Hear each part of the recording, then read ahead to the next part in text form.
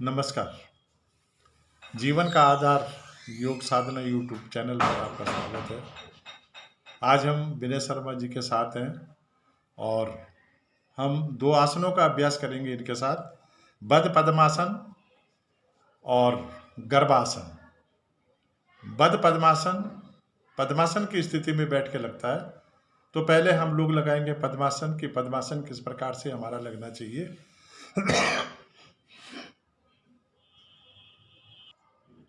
फिर उसके बाद हम बद्ध पद्मासन की स्थिति में जाएंगे। तो पहले देखिए, दाहिनी टांग को मोड़ते हुए लाएं बाई ओर। हाँ, बाई ओर जंघा मूल में रखें। अब दूसरी टांग को मोड़ें और मोड़ते हुए लाएं दाई ओर, जंघा मूल में रखें। देखो, ये बहुत बढ़िया सीटिंग है पद्मासन की। दोनों हाथ ज्ञान मुद्रा में, तर्जनी अंगूठा मिले हुए, शेष उंगलियां आगे की ओर। अगर हम इस समय अपने सही पोज को देखें तो ये हमारा जो पोज बना हुआ है ये ओम की आकृति का दिखाई देता है, क्योंकि सब कुछ ओम से ही है। जो भी कुछ संसार में चल रहा है, घटित हो रहा है, जो भी जीव जंतु हैं, सब ओम से ही है। तो ओम की आकृति बनती है हमारी इससे, इस आसन में।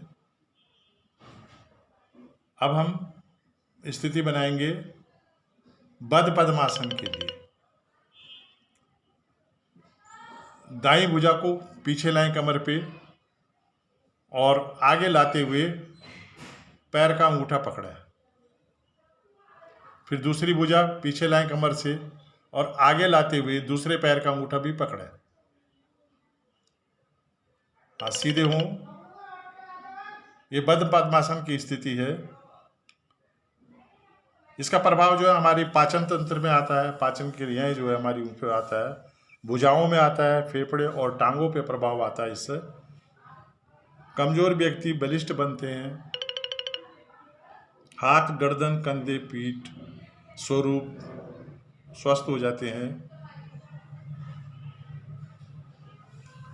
यह मिर्गी वालों के लिए दमा, खांसी, भगंदर, हार्निया आदि रोगों से छुटकारा मिलता है इस समय।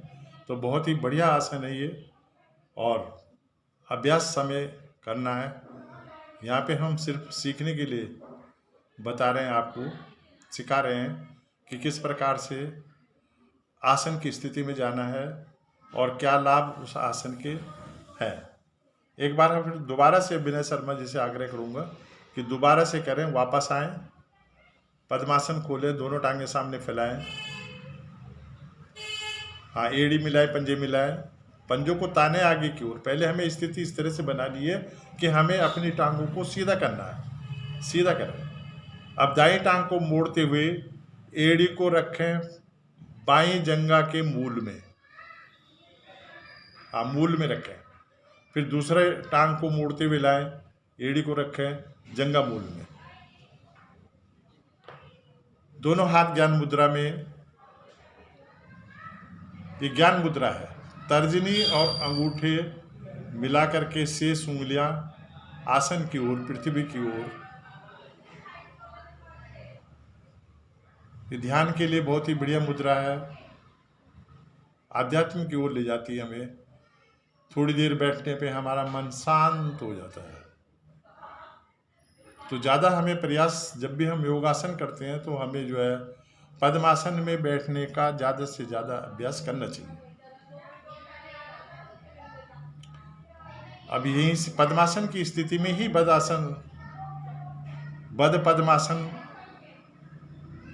लगाया जाता है। तो उसके लिए दाएं हाथ को पीछे से लाएं कमर पे, कमर से, और बाएं हाथ को भी कमर से लाएं पीछे से, और बाएं हाथ से दाएं पैर का अंगूठा पकड़ना है, दाएं हाथ से बाएं पैर का अंगूठा पकड़ना है। पकड़ें। देखो, प्रयास हो रहा है। इसी प्रकार का प्रयास सब कर सकते हैं जो भी योगासन से जुड़े हुए हैं, योग अभ्यास करते हैं प्रतिदिन। तो उन्हें इन आसनों का अभ्यास जरूर करना चाहिए। जो प्रभाव है इनका वो अभी हमने बताया था कि पाचन तंत्र पे हमारा बहुत बढ़िया प्रभाव आता है इससे। भुजाएं, फेफड़े और टांगें हमारी जो है सशक्त बनती हैं, बलिष्ठ बनती हैं। थोड़ी देर बैठें इस आसन में, फिर धीरे धीरे वापस आए। हाँ, वापस आए, छोड़ें अंगूठों को, टांगे सीधी करें।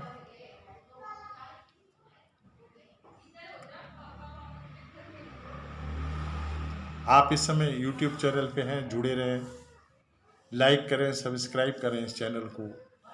बहुत ही महत्वपूर्ण चैनल है ये। सिर्फ हम जो है किस प्रकार से हमें आसन करने चाहिए, आसनों से क्या लाभ है हमारे शरीर को, वो बताते हैं। तो लाइक और सब्सक्राइब जरूर करें, शेयर भी करें।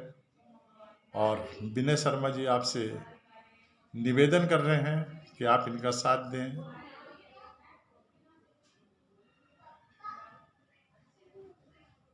आपके आशीर्वाद की इन्हें ज़रूरत है।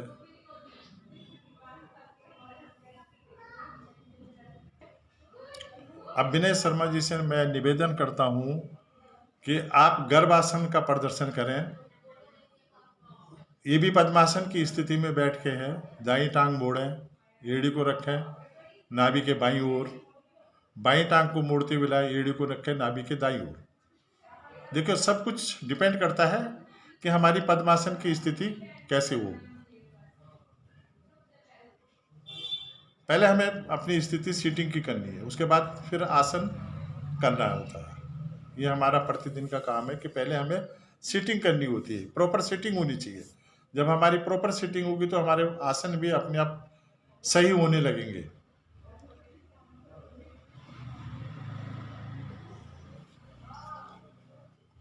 देखें कितना बढ़िया पोज बना हुआ है।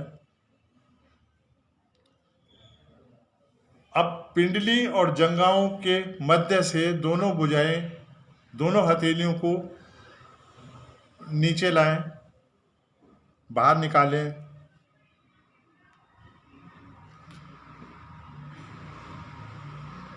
कोहनियां बाहर निकालते हुए उंगलियों को कानों पर रखें। हाँ, कोहनियों को बाहर निकालें, उंगलियों को कानों पे रखें। स्थिति पक्की होने पर गर्दन को पकड़ें। श्वास सामान्य करें। यहाँ पे ध्यान मणिपुर चक्र पर। जो हमारा ध्यान होगा वो हमारा मणिपुर चक्र, नाभि के पीछे जो रीढ़ का स्थान है उस पे रहता है। इस समय अपना ध्यान जो है मणिपुर चक्र पे रखें। उंगलियों को कानों से हटाते हुए पद्मासन खोल करके विश्राम लें। अब धीरे धीरे वापस आएं और पद्मासन खोल लें, दोनों टांगे सामने फैलाएं, विश्राम की स्थिति में रुकें। श्वासों को करें सामान्य। यहाँ पे देखिए, हमें जल्दबाजी में कोई आसन नहीं करने और किसी प्रकार का कोई रिस्क हमें अपने शरीर के साथ नहीं लेना है। योग अभ्यास का मतलब है कि हम अपनी साधना को सही रखें और अपने श्वासों को पहले कंट्रोल में करें, फिर हम जो है उनका अभ्यास करें। तो इसके लिए पहले श्वासों को सामान्य करना आवश्यक है। अब विनय शर्मा जी आपको दोबारा से इस आसन का अभ्यास करके बताएंगे। पद्मासन लगाएं। देखिए किस प्रकार से लग रहा है पद्मासन। दोनों हाथ ज्ञान मुद्रा में। अब दोनों हाथ हथेलियों को पिंडली और जंघा के बीच में ले जाते हुए कोहनियों को बाहर निकालना है हमें। निकालें। हाँ, कोहनियों को बाहर निकालें। अब दोनों हाथों से दोनों कानों को पकड़ें। जब तक आपका अभ्यास पक्का ना हो तब तक हमें कानों को पकड़ के रखना है। जब हमारा अभ्यास पक्का हो जाएगा तो फिर हमें जो है गर्दन को पकड़ना है। श्वास सामान्य करें। यहाँ पे ध्यान का केंद्र है मणिपुर चक्र पे, अपने ध्यान को ले जाएं। नाभि के पीछे जो रीढ़ पे शक्ति चक्र है हमारा मणिपुर चक्र, उस पे ध्यान को रखें। हार्निया रोग दूर करने में बहुत ही लाभकारी है ये।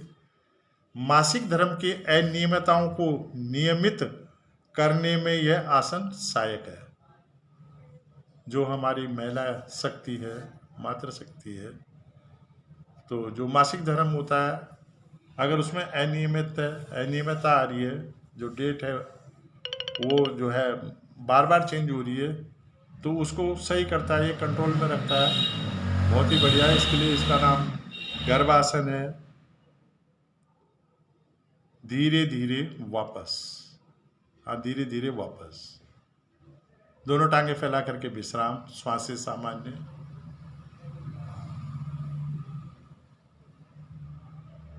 आप सभी का धन्यवाद।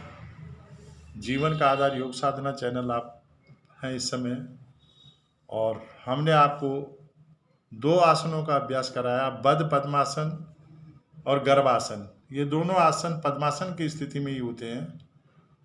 तो पद्मासन का लगाना जरूरी है कि हमारा पद्मासन लगे, और हमें पद्मासन की स्थिति में ही बाकी क्रियाएं और करनी होती है। जो हम प्रतिदिन योग साधना में ध्यान और मेडिटेशन प्राणायाम करते हैं, वो हम पद्मासन की स्थिति में ही बैठ के करते हैं। तो अगले चैनल के लिए आपका बहुत बहुत धन्यवाद। जुड़ें, लाइक करें, सब्सक्राइब करें हमारे चैनल को, और कुछ न कुछ कमेंट्स ज़रूर दें। तब तक के लिए आप सबका धन्यवाद।